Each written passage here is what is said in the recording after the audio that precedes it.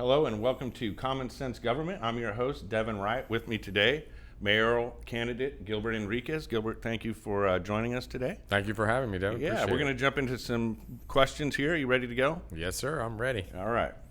So in 2015, the Pittsburgh Tribune Review bestowed a new title on Edinburg as the dirtiest town and the most crooked county and the most bribable state along the U.S.-Mexican border.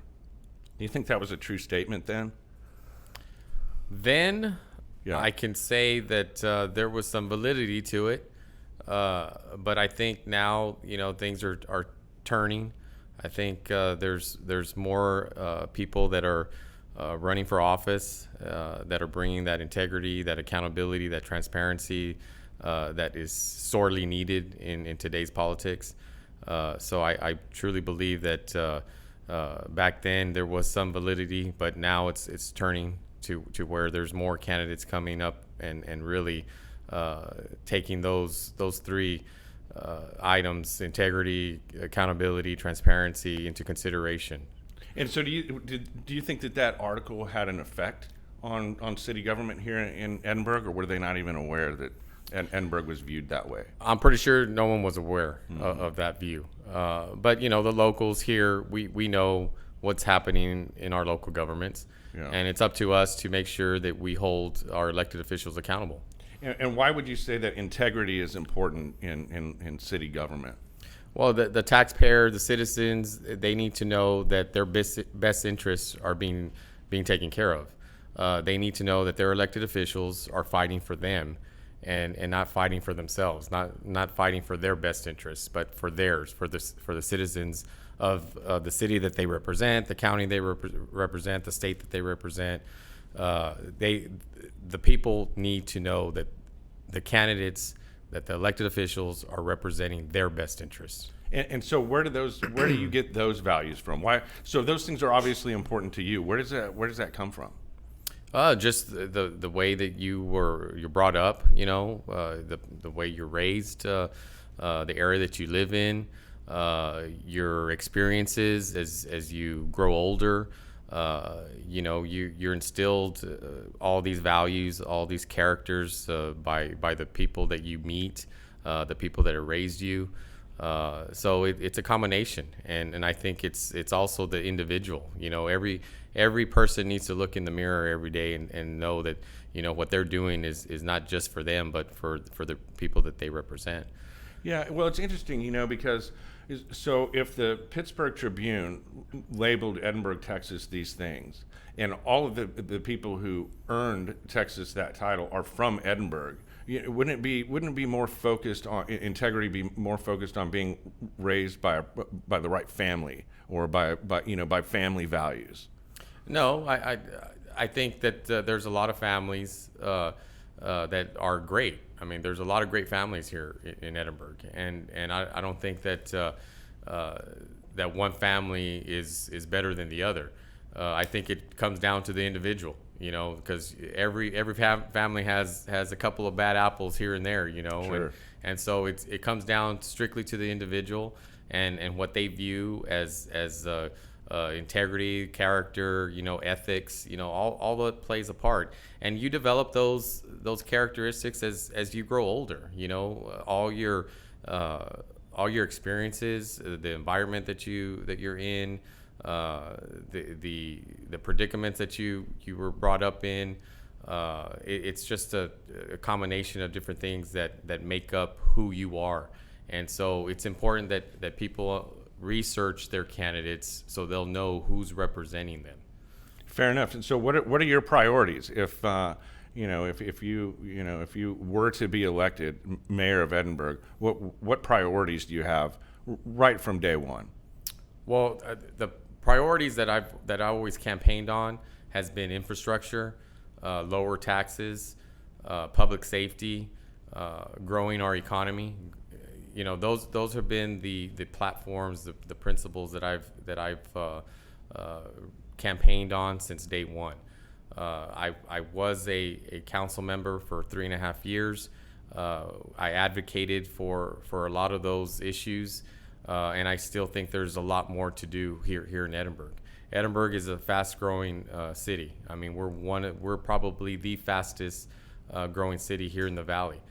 We have tremendous room to grow, and it's up to the leadership to make sure that there's opportunities for everyone, not just one segment of the population, but for everyone. That everyone has the same opportunities, the same playing field. And what those people do with those opportunities is up to them. But at least everyone is provided that same opportunity. So in November of 2019, the Texas Monitor wrote an article titled "Lengthy Scandals Continue to Bring Change to Edinburg City Hall." And in that article, it states that you are in a lawsuit against the executive director of the Economic Development Corporation because of the director withholding budget and project information from the council. Has that been resolved? Well, or is it ongoing? It's been resolved because the candidates that ran in that year, the ones that brought accountability and transparency, they won their election. So now we're given the information that we were rightfully that we were entitled to as elected officials, as a steward of the community, as a steward of the community, exactly. And so that lawsuit was dropped, and by the way, that lawsuit was never about money. It was all about information, and as an elected official, it's about transparency, right? As an elected official, I felt that was the right thing to do, so the public can know where their tax dollars are going. I'm a steward of their finances, of their taxes. So, I mean, when you start talking about, lawsuits so that we can get, the Edinburg taxpayers, so that we can get everything to be as transparent as possible. Why take on that fight? If it's not a popular notion, why take that on? Because I think I think every citizen, every taxpayer here in the city of Edinburg deserve to know how their government is operated. They need to know where their tax dollars are going. We all pay the government in some form or fashion, either property taxes, sales tax, utilities for water and sewer, for sanitation, we garbage collection. Everyone pays the city of Edinburg for something. And so it's only right for them to know where their money's going. If they pay for a service, they want to get that service. They want to know that the service that they're getting is the best service possible. So, as of March, Edinburg has an unemployment rate of 11.7, and it's almost double the national average. Why do you think that is? Well, one, of course, is COVID, right? The pandemic. Well, let me just say this. So pre-pandemic, the national average was 3.7, and again, Edinburgh was almost double at 6.7. So so the numbers are higher because of the pandemic, but the idea was the same in the pandemic, is that Edinburgh, specifically Edinburgh, was almost double the national average. So is there something amiss? Well, I mean, the thing that you can possibly attribute that to is that, Edinburgh needs to be more inviting to developers, needs to have the infrastructure in place, needs to have the job training. You're not going to have a big company, big Fortune 500 relocate to the city of Edinburgh if we don't have the skilled workforce. So that's one. Right. Two, the taxes. We have to have lower taxes in order for these companies to want to move down, relocate to the city of Edinburgh, or for new businesses to start popping up, right? So what can you do then to ensure that developers come to Edinburgh, and how do you make Edinburgh more attractive for more opportunity and job growth? Okay, right. So there's different factors, right, to accomplish that. One is the infrastructure. The city of Edinburgh has annexed miles of property, land into our city. And when you do that, there's no infrastructure in place. There's no streets, there's no water, there's no sewer, there's no lighting. And for those areas to develop, for developers wanting to come in to develop in those areas, that infrastructure has to be in place. So that's one. So let me just understand this, because, and forgive my ignorance. So basically you're putting, so it's like if you build it, they will come, kind of thing. So if you put the lights up and the streets up and the sewer lines in, that's more attractive to develop. Absolutely. Okay. Absolutely. Yeah. That's absolutely the case. And so you provide that infrastructure, you will have the developers come in. That's one. The second thing is lower taxes, right? No business wants to come in with a property tax value that's extremely high. So anything they develop, they're having to pay more taxes than, let's say, if you were in the city of McAllen, if you were in the city of Pharr, if you were in the city of Mission.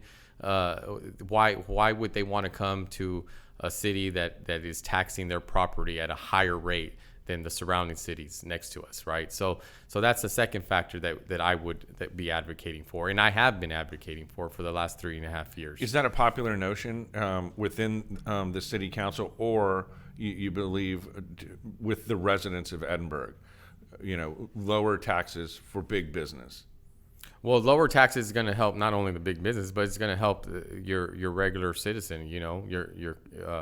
You're just your regular citizen. They're going to be paying lower taxes, right? And so that helps everybody. You have more disposable income. If you can save on paying taxes, then you're gonna invest that money into either buying stuff for your family, or investing that money into more property, or what have you, or upgrading your house.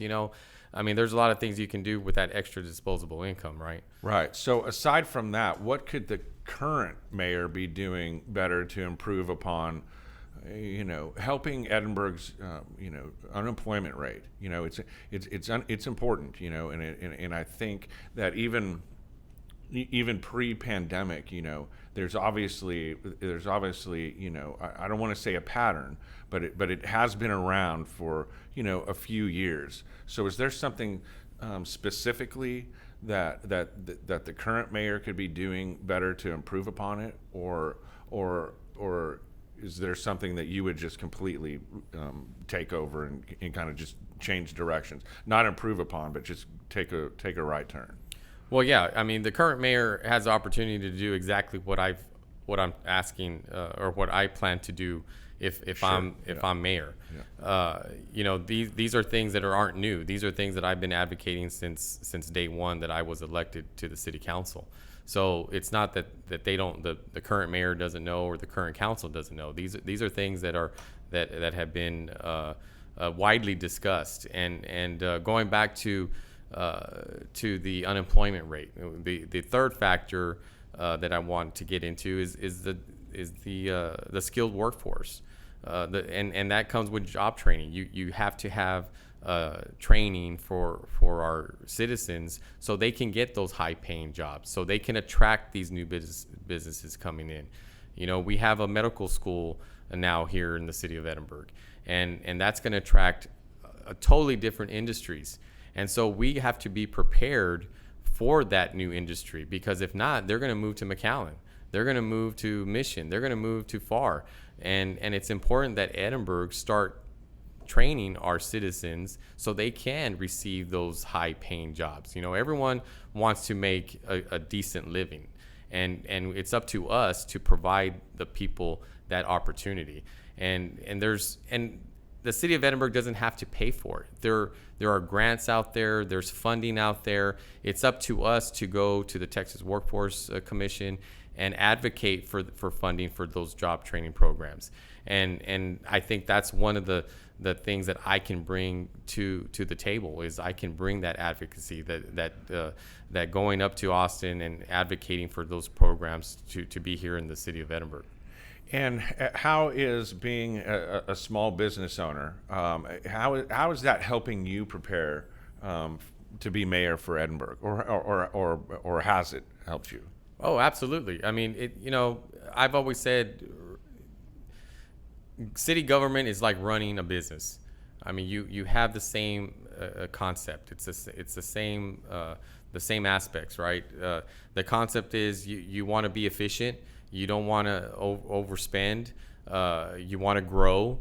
You want to grow, efficiently. You want to grow intelligently. You just don't want to grow just to grow. I mean, there has to be a rhyme and reason to growth, right? You can't just grow in segments of the population and leave all the other parts of the city of Edinburg, dilapidated. I mean, every part of Edinburg should have some growth, and that's the vision that I bring because of my experience. I'm the only candidate that has successfully managed a multi-million-dollar company.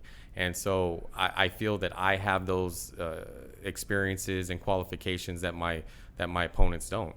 Well, I see what you're saying also about skilled, training people to be skilled in a certain area. I have a friend who owns a heating and air conditioning company, and his barrier to growth is always people. Mm-hmm. Like he just doesn't have the skilled technicians. If he had the skilled technicians, the business would grow a lot more. So that does make a lot of sense to me. What is something that maybe some of your opponents don't understand, that your opponents that you're running against don't understand about running a business, and how they might be missing a little bit of something? Well, I mean, I can't speak for them, and I don't know them too well. Again, I work with the current mayor, and he's basically the only one that I would have an opinion of. But I don't know what their experiences and their qualifications are, other than what I've heard. The only thing that I can say is that all three of us have a report card. Okay. One of us is the current mayor and was a city council member. I was a city council member. The other opponent was the ex-city manager for the city of Edinburg. So we all have a report card. We all have something that the voters of the city of Edinburg can look at and judge for themselves on who has the best qualifications to lead them into the next 10, 15, 20 years. And we've touched on it quite a bit. Now, I do want to kind of stay focused on it. So how do you specifically plan to help small businesses, and in helping small businesses help the unemployment rate? Well, one, we provide them resources. I mean, provide them informational resources to where they can help get grants, get funding. The city of Edinburg can't give businesses money, right? But we can always provide small businesses with resources. We can always help them by guiding them, telling them or explaining to them where funding could be given to them, or where they can apply for that funding, where they can apply to those grants. So that's one mechanism that the city of government can help small businesses. The other one, of course, is providing them, like you said, the skilled labor. If we don't provide them the skilled labor, then they're not going to be able to grow. They're not going to be able to grow their business. They're always going to be looking for people and have a high turnover ratio for employment, and that's not good for small business. You want to keep your employees, because job training your employees is expensive, and if you have a high turnover, it's going to cost you a lot of money to train those new employees each and every time that you get one. So those are the things that we can help small businesses with. And how can the community help grow small businesses, if at all?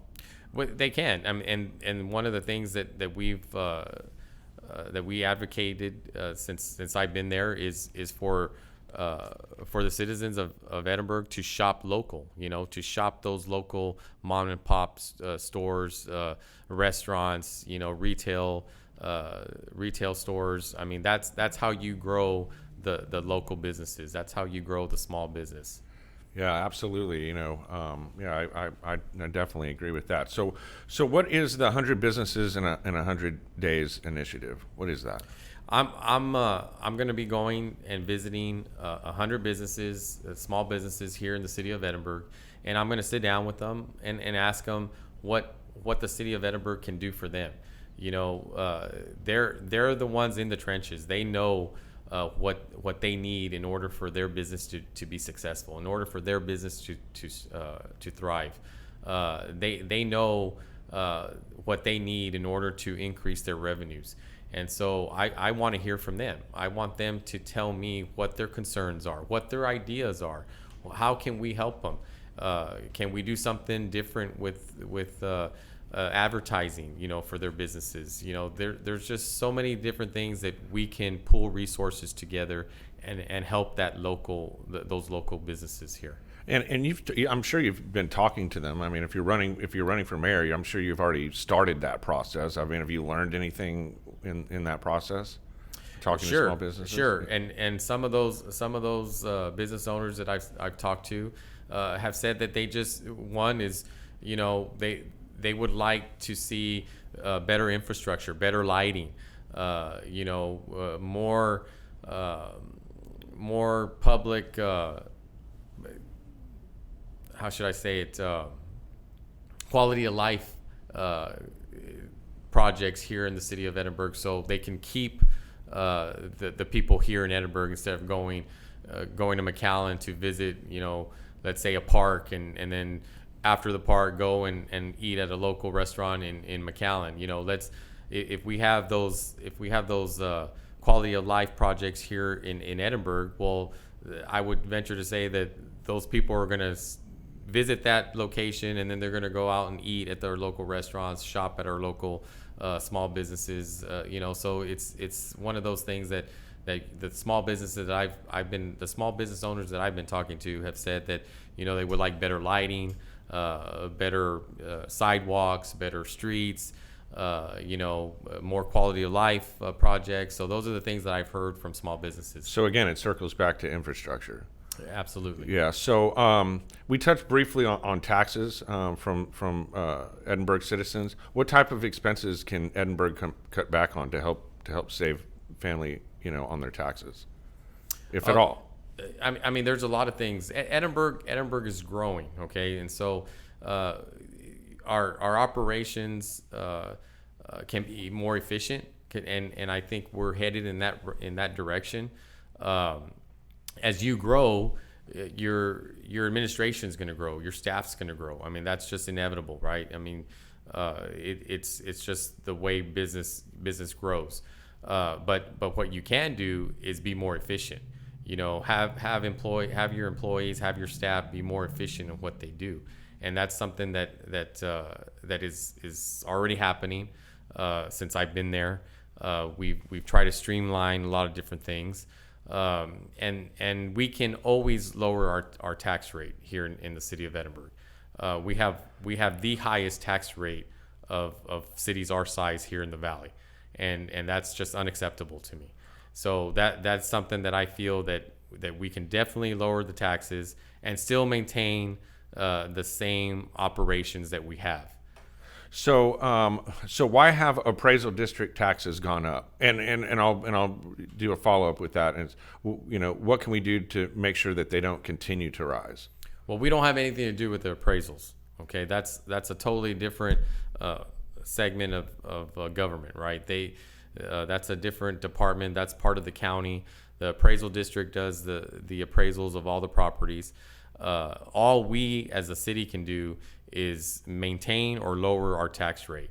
And the way you lower the tax rate, there's a correlation between tax rate and growth. And when we have consistent growth, we should have consistent lowering of the taxes, of our property taxes. And we haven't had that. And so one of the things that I'm going to be doing is really investigating how we can lower our tax rate to what I think it should be, and help our property owners, help our citizens, have that additional income so they can invest that money into something for their family. Yeah, and spend it on local mom and pops. That's exactly right. Yeah, pour it back into the community. So if what are the most pressing issues facing Edinburg? I know we've talked a lot about the unemployment rate, taxes. What else would you say is pressing? Growth. the direction of the growth of what the city of Edinburg should be. The city of Edinburg is the will or should be the hub of the valley.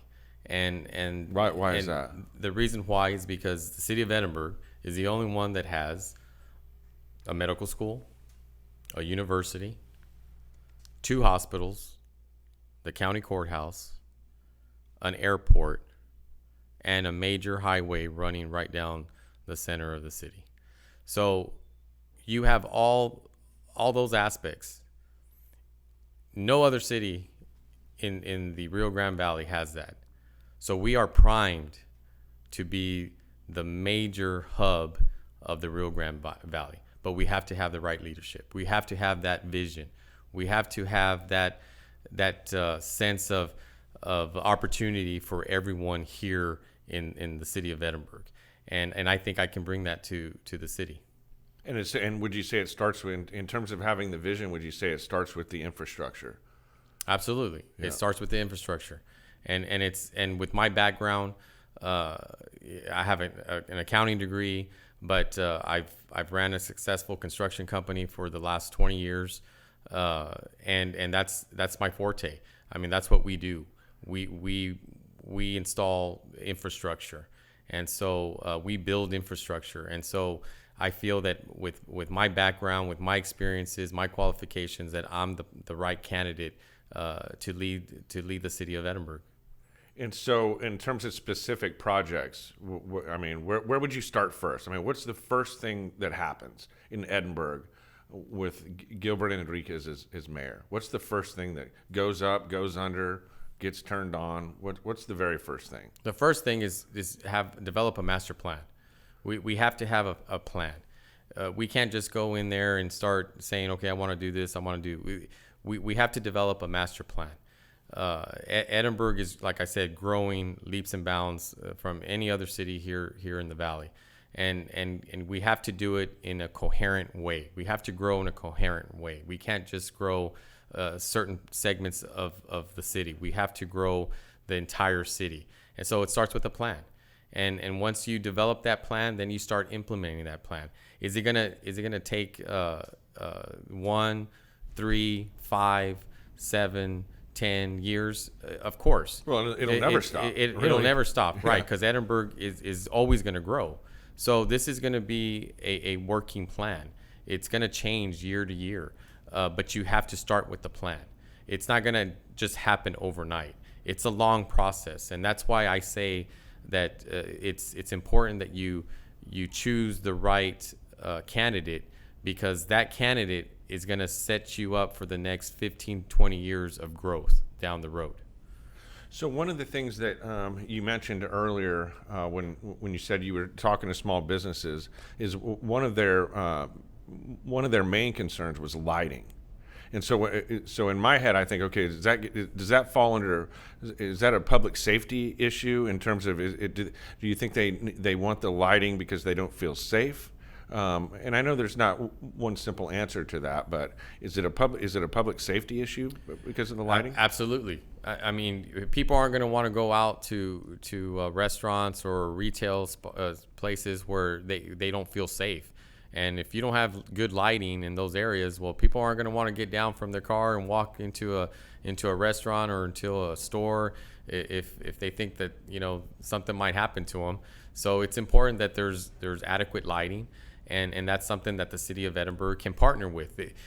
We as a city can provide lighting, but we can also partner up with TxDOT, with the other utility companies here in the valley, and those are the relationships that we need to form so it doesn't burden the taxpayer 100%. If we pool our resources, that's one of the ways we can save money, right?